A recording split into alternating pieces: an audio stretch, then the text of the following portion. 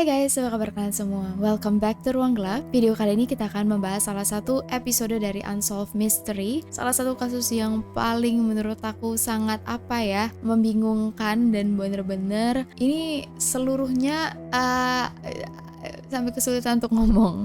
Oke, buat kalian udah pernah nonton Unsolved Mysteries di Netflix, kayaknya ada 3 seasons. Yang akan kita bahas kali ini tuh dari salah satu season pertama, yaitu House of Horror. Berhubung kasus kali ini dalam bahasa Perancis, dan meskipun dulu aku punya sahabat deket yang asli orang Perancis, udah berapa tahun diajarin tapi tetap nggak bisa. Jadi mohon maaf banget kalau misalnya banyak penyebutan di sini yang salah. Kayaknya bakal banyak sih.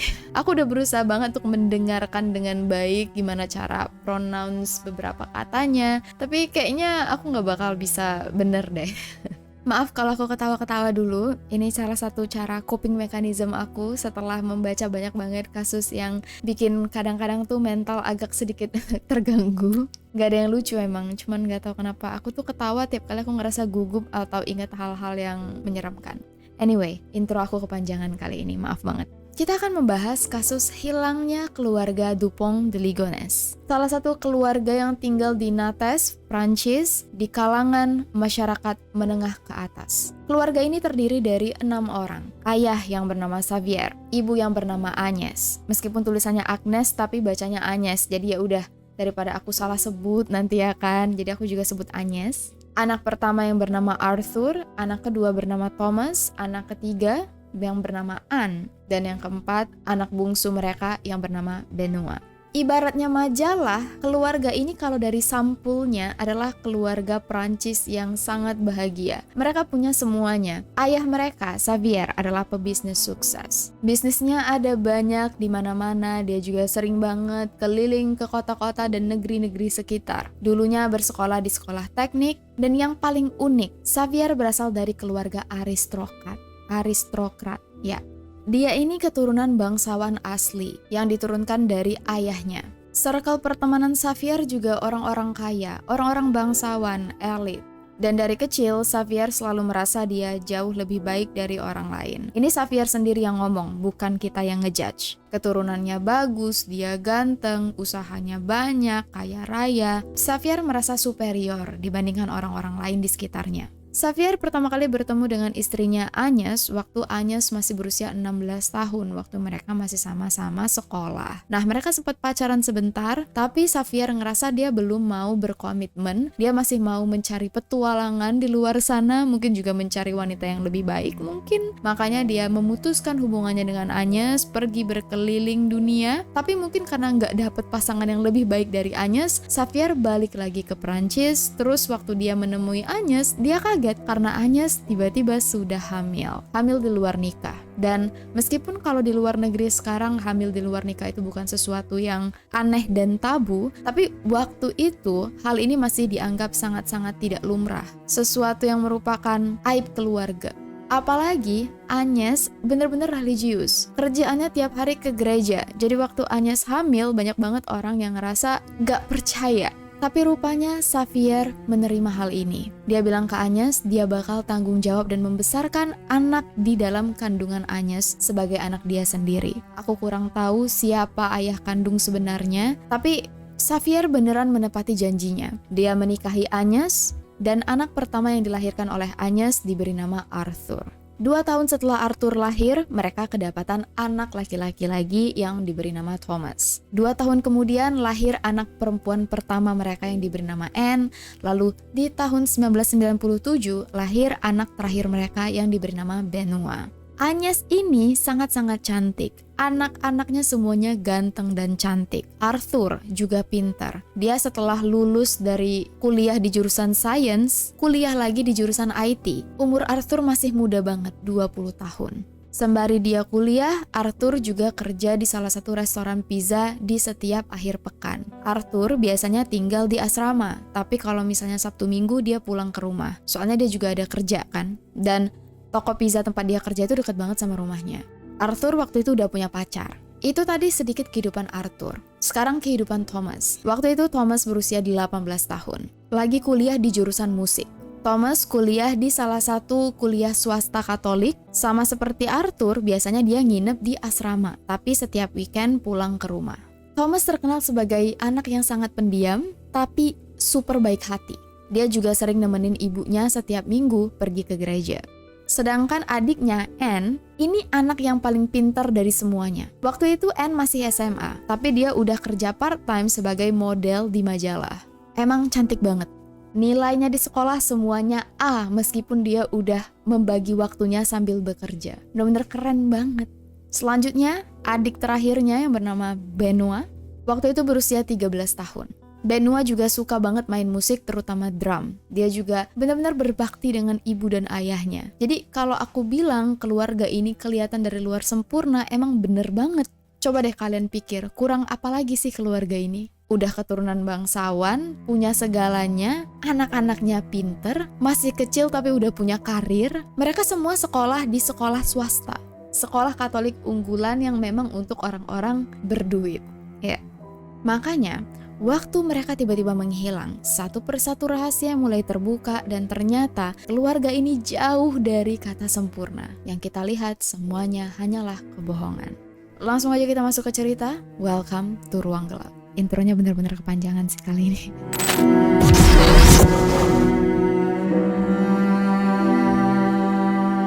Memasuki tahun 2000, Xavier dan Agnes mulai kebingungan. Semua bisnis yang dicoba dijalankan oleh Xavier rupanya nggak berjalan dengan mulus. Memang dia punya banyak bisnis, tapi bisnisnya nggak ada yang menghasilkan uang dengan jumlah yang banyak. Sampai akhirnya satu persatu bisnis ini tutup, Xavier banyak minjem uang ke bank, dan di tahun 2006 Xavier dinyatakan secara status berubah menjadi pengangguran. Untungnya, Agnes berasal dari keluarga yang juga punya uang. Keluarga ini hidup dengan menggunakan uang warisan yang didapat dari keluarga Agnes. Dengan uang ini juga, Xavier berusaha untuk membangun kembali bisnisnya, dijadiinlah modal. Tapi meskipun Xavier pintar, punya banyak koneksi, nggak tahu kenapa bisnisnya nggak pernah meroket.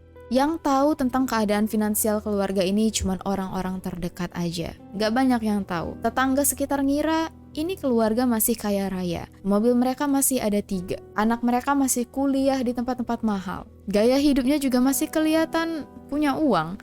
Pergi liburan, makan di restoran mahal. Dan rupanya saat kondisi ekonomi keluarga ini goyang, hubungan antara Xavier dan Agnes juga goyang. Dari salah satu podcast yang aku dengar yang bernama Case File, diketahui bahwa Agnes sempat punya teman dekat. Enggak selingkuh, tapi secara emosional selingkuh. Aku yakin kalian pasti paham maksudnya apa. Pertemanan Agnes dengan laki-laki lain ini berjalan cukup lama.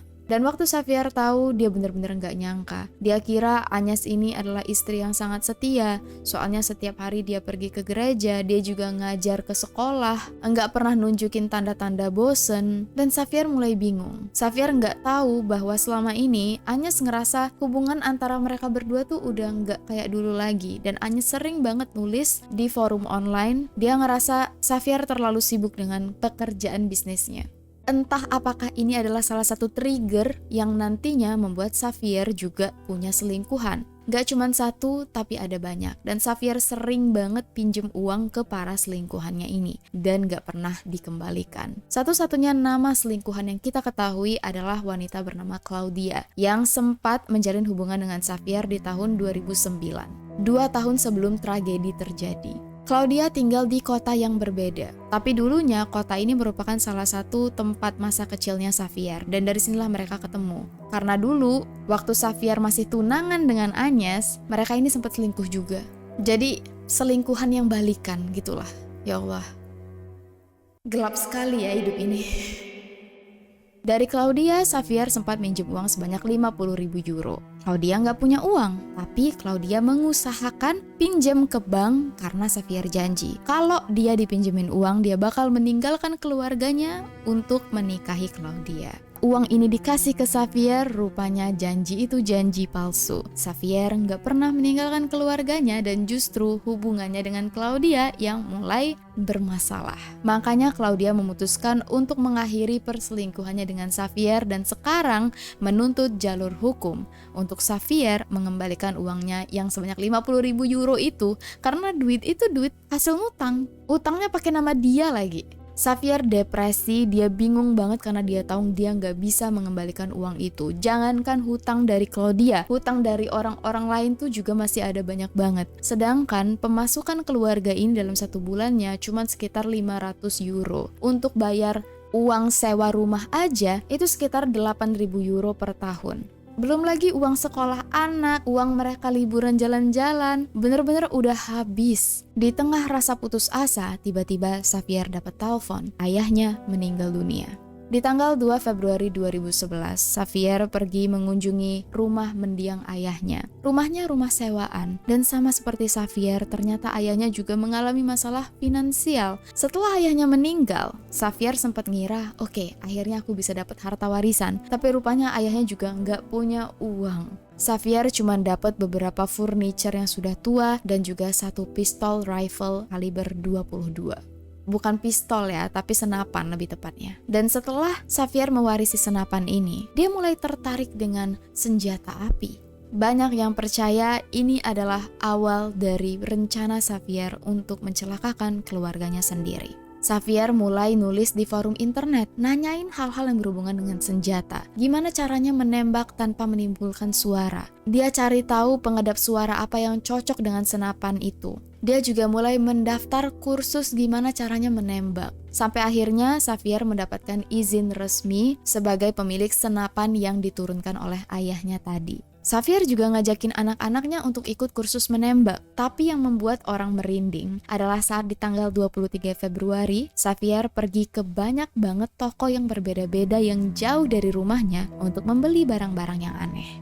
Kantung sampah berukuran besar, semen, produk pembersih, cangkul, dan juga beberapa zat kimia dalam jumlah yang sangat banyak dan gak ada yang tahu itu sebenarnya untuk apa. 1 minggu kemudian, satu persatu anggota keluarganya mulai menghilang.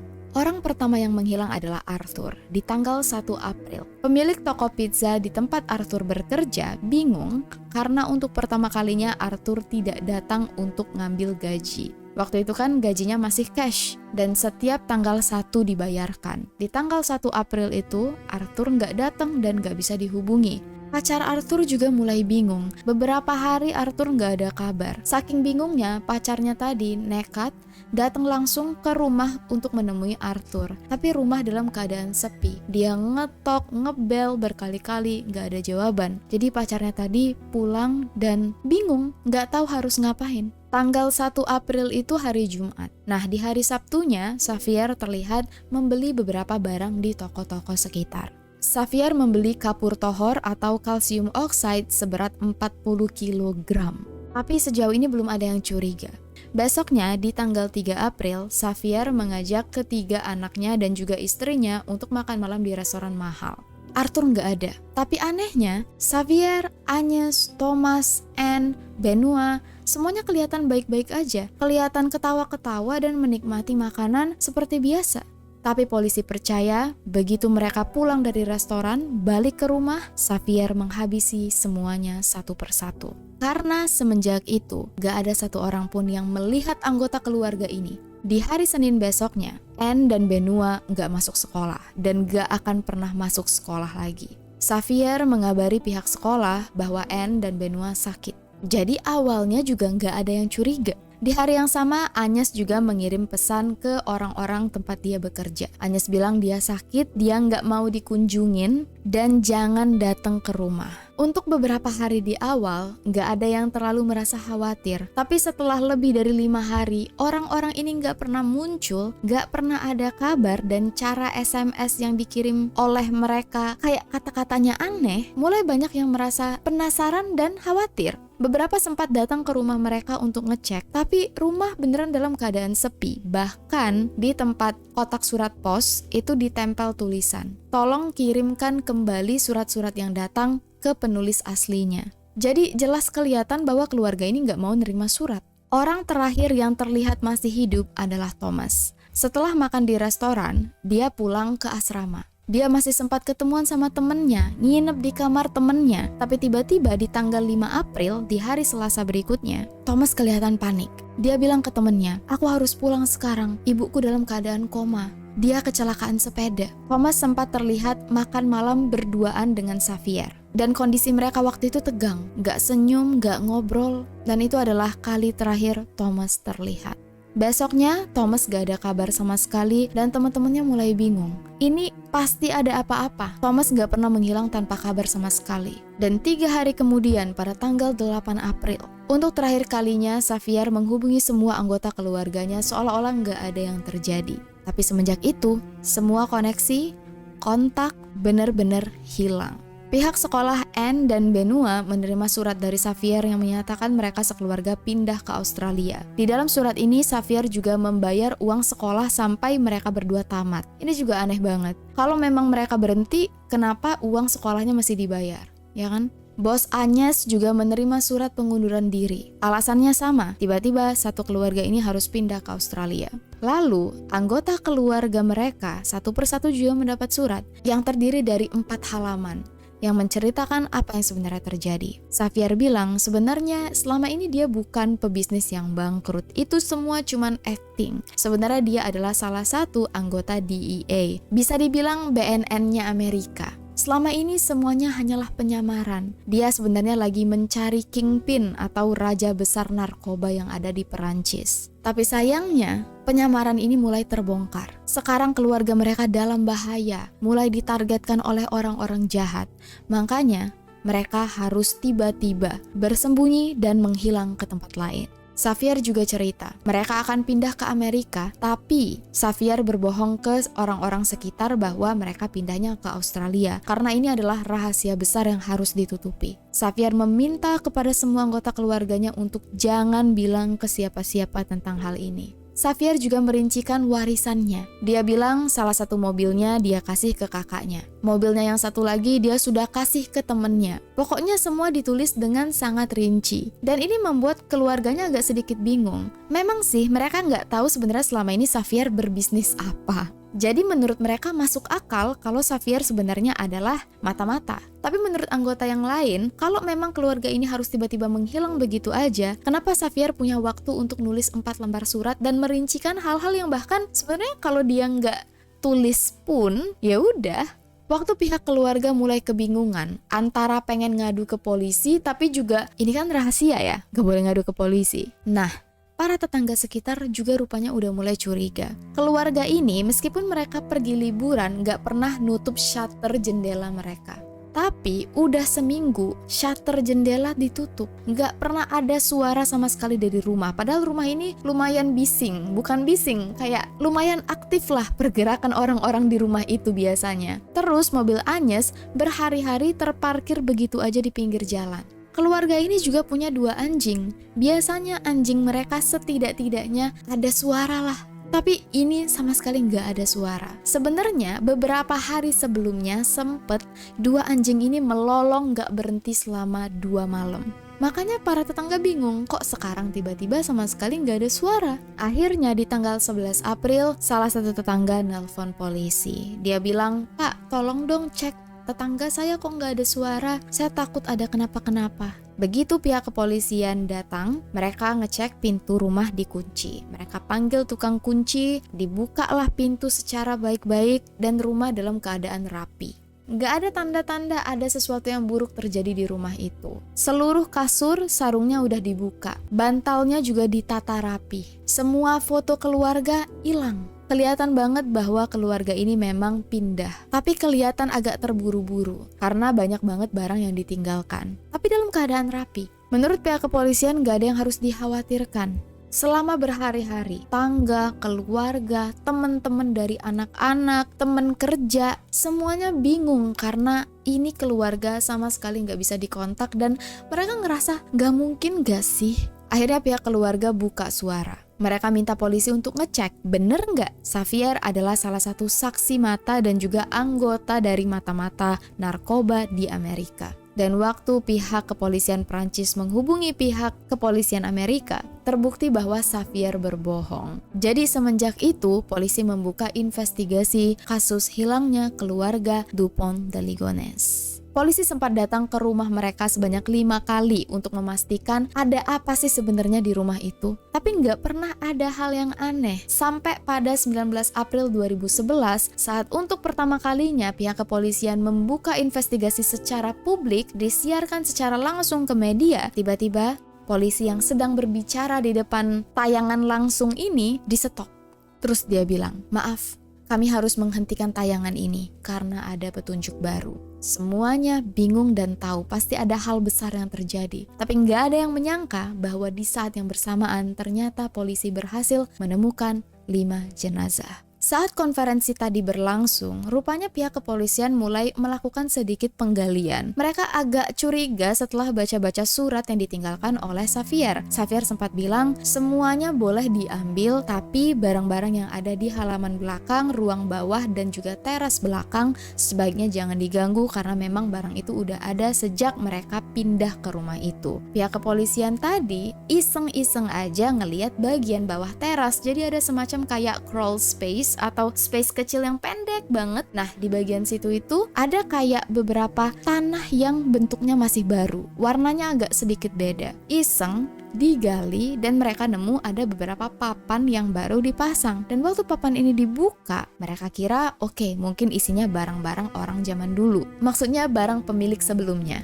Dan dari hasil galian ini, mereka ngelihat ada beberapa kantong plastik sampah besar yang dililit pakai lakban. Waktu dibawa keluar, dibuka, yang pertama kali dilihat oleh polisi adalah jari kaki manusia. Ternyata di bawah teras itu ada 2 kuburan. Kuburan pertama berisi jenazah Agnes, Arthur, Anne, dan Benoit, serta 2 anjing mereka yang juga ternyata dihabisi. Di galian kedua barulah mereka menemukan jenazah Thomas. Jadi galian ini disebut kuburan dan kuburannya ada 2. Di atas jenazah-jenazah ini diletakkan beberapa simbol-simbol agama. Jadi seolah-olah telah dilakukan pemakaman secara agama untuk para jenazah ini. Yang jadi pertanyaan, pihak kepolisian nggak menemukan jenazah Xavier. Mereka mencoba menggali seluruh halaman belakang, siapa tahu dikuburkan di tempat yang berbeda. Tapi hasilnya nihil. Seluruh rumah ini dicari sampai ke sudut-sudut pelosok, tapi tetap aja mereka nggak menemukan jenazah Xavier. Dugaannya ada 2, Xavier diculik atau Xavier adalah pelakunya.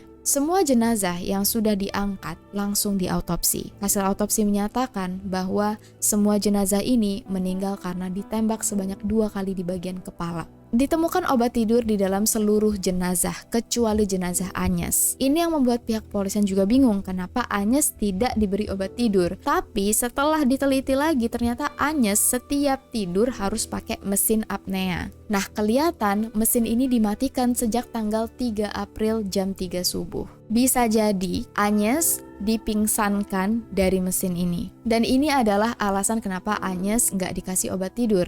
Cukup dimatiin aja mesinnya. Di rumah itu nggak ditemukan 1 bercak darah pun. Padahal kalau dihitung ada 10 peluru yang ditembakkan ke para korban. Kemana semua darah itu? Pihak kepolisian berusaha untuk menyeka, mengambil sampel seluruh sudut rumah. Nggak ada guys, sama sekali nggak ada. Dan saat pihak kepolisian melakukan identifikasi terhadap TKP jenazah, beberapa mencari keberadaan Xavier. Kalian ingat kan, di surat yang ditulis Xavier, dia bilang salah satu mobilnya dia berikan ke temennya. Itu juga bohong. Dari CCTV, polisi melihat Xavier mengemudikan mobil ini pergi ke kota-kota lain sejak tanggal 11 April. Dia pergi ke tempat-tempat di mana dulu dia sempat tinggal, tempat-tempat masa kecilnya. Dan rupanya Xavier sempat mau menemui selingkuhannya si Claudia tadi, tapi nggak jadi. Nah, awalnya waktu polisi melihat perjalanan Xavier, mereka yakin kayaknya Xavier mau mengakhiri hidupnya sendiri. Makanya dia pergi ke tempat-tempat masa kecilnya. Polisi makin yakin ini adalah kasus femicide. Kasus di mana salah satu anggota keluarga menghabisi semua anggota keluarganya, lalu menghabisi dirinya sendiri. Motif dibalik femicide biasanya ada 3. Pertama, untuk menghukum keluarga yang dianggap memalukan. Kedua, untuk menyelamatkan keluarga dari rasa malu. Yang ketiga, ketakutan akan terjadi sesuatu yang buruk terhadap keluarga. Atau semacam simbolik, atau bahkan yang paling parah, persembahan secara simbolik.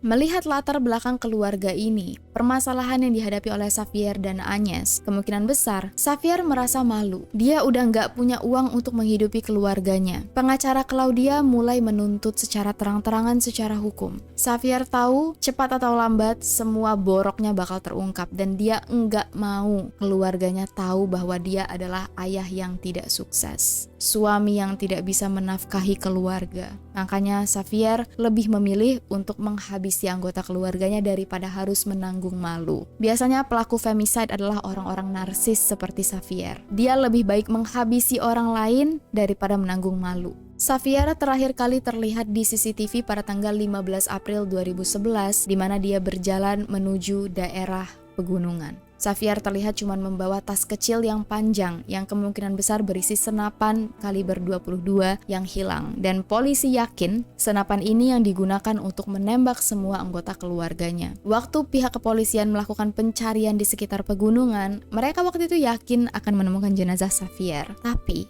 jenazah ini tidak pernah ditemukan sampai sekarang. Pertanyaannya adalah, kemana Xavier? Apakah dia sudah meninggal tapi memang jenazahnya belum ditemukan, atau sebenarnya dia kabur? Tapi ada satu lagi pertanyaan dan konspirasi. Gimana kalau sebenarnya Xavier bukanlah pelakunya? Menurut orang sekitar dan juga sahabatnya, Xavier dari dulu punya masalah punggung belakang.